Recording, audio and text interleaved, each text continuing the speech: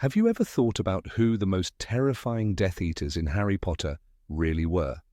What if some of them were even more ruthless than Voldemort himself? In today's video, you will find out the darkest secrets of the most notorious Death Eaters and how they left their mark on the wizarding world.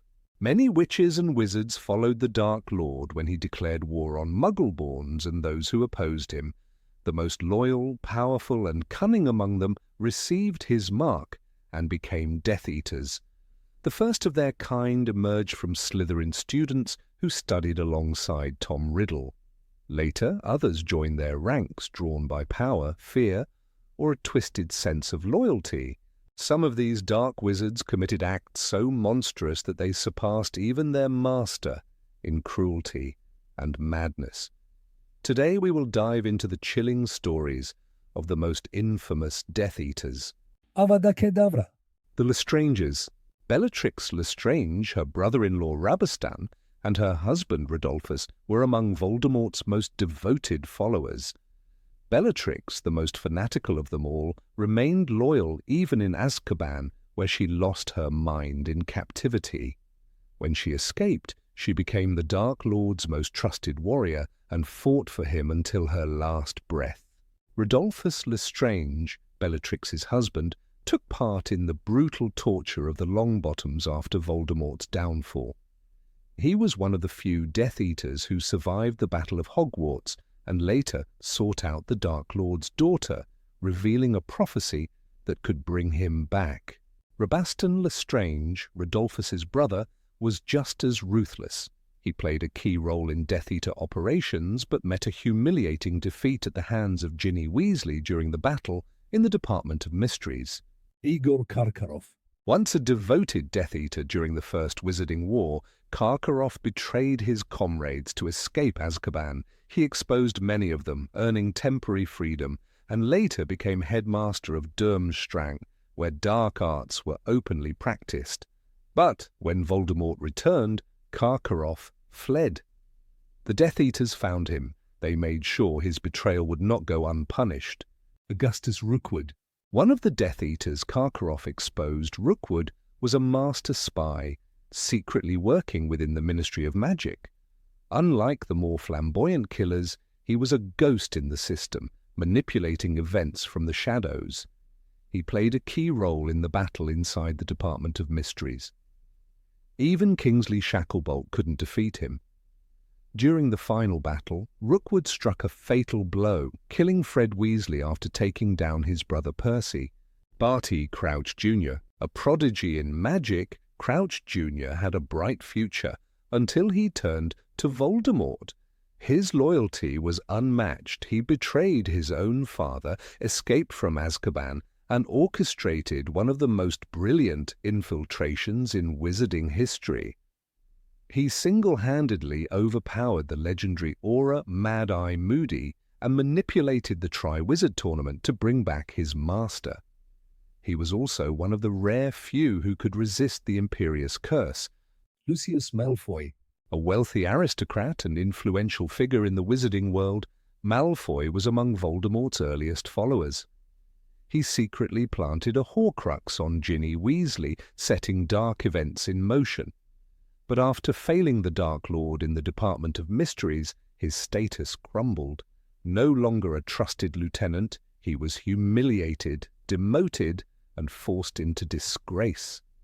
In the end, he abandoned the Death Eaters, realizing there was no future for his family in their ranks. Antonin Dolohov.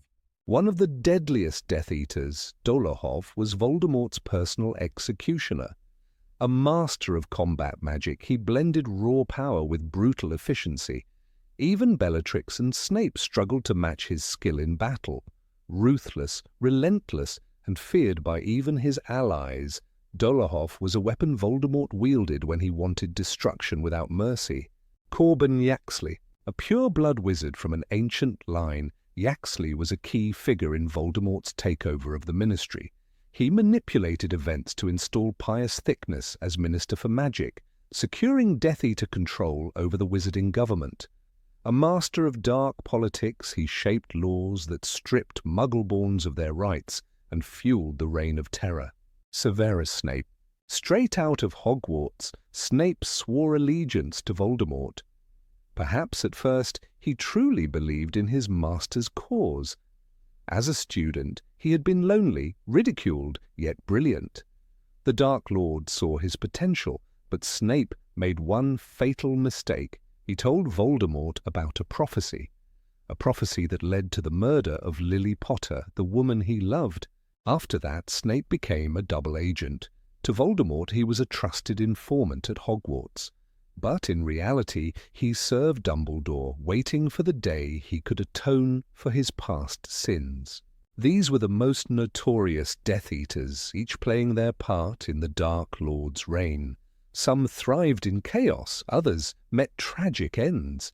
But their stories remain among the darkest pages of wizarding history. The fall of Voldemort did not erase his mark on the wizarding world. His Death Eaters were scattered, but the poison of their beliefs lingered. Some vanished into obscurity, others waited, believing that power, fear, and blood purity were ideals worth preserving. Darkness never truly disappears. It merely hides, waiting for its time to rise again. Draco Malfoy was among those left to bear the weight of his family's past. He had followed Voldemort out of fear, not loyalty. But fear can shape a person just as much as devotion. "I haven't got any options," he once cried, his voice shaking as he faced Dumbledore. The war ended, but whispers of his past followed him. Did he truly change, or did he only step into the shadows to wait for a different opportunity? The Ministry of Magic worked quickly after the war. Death Eaters were hunted, tried, and sentenced, but not all were caught. Rodolphus Lestrange, husband of the infamous Bellatrix, disappeared after the Battle of Hogwarts. Years later, he resurfaced, seeking out Delphi, the supposed daughter of Voldemort. "You are the Dark Lord's only heir," he told her. His words held the weight of a prophecy. The bloodline of darkness was not so easily erased. In the hidden corners of wizarding society, old families still held on to Voldemort's vision. The Knotts, the Mulcibers, the Carrows, many of them were never truly punished. They returned to their estates, their wealth protecting them from justice. Blood purity was not just an ideology, it was their legacy. And legacies do not die overnight. Hogwarts itself carried scars. Slytherin House had always been a refuge for those who admired power. Many students had Death Eater parents. Scorpius Malfoy, son of Draco, felt the weight of that history. "They think I'm just like my father," he admitted. The sins of one generation haunted the next. But could the next generation truly escape their past? Rumors of secret gatherings never faded. In the shadows of Nocturne Alley, in the depths of old manors, there were whispers. Wizards spoke in hushed tones of the true circle, a gathering of those who still believed in Voldemort's vision. No masks, no public violence, just the quiet promise that one day the world would see the return of their ideals. Azkaban still held remnants of Voldemort's past. Former Death Eaters sat in their cells waiting. Some went mad, others stayed silent, but among them were those who never stopped believing. Thorfinn Roll and Jugson were among the most brutal in the Dark Lord's service. They never repented. If given the chance, would they take up their wands once more? The wizarding world moved on, but history has a way of repeating itself. When the Ministry introduced laws against dark arts, some saw it as an attack on Slytherins. "They punish us for our blood, just as they punished the Muggleborns before," muttered some. The cycle of division continued. And where there is division, darkness finds a way to return. Harry Potter himself never stopped watching. He knew the past had a habit of creeping back. "Voldemort is gone," he had once said. "But I don't think we'll ever be free of what he left behind." He became head of the Auror office, dedicating his life to making sure another Dark Lord never rose. But history does not ask for permission. It moves forward, sometimes in ways no one expects.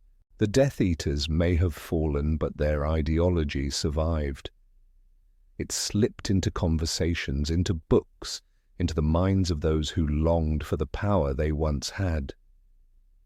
The dark mark was gone from the sky, but its shadow remained on the world. And some shadows never fade.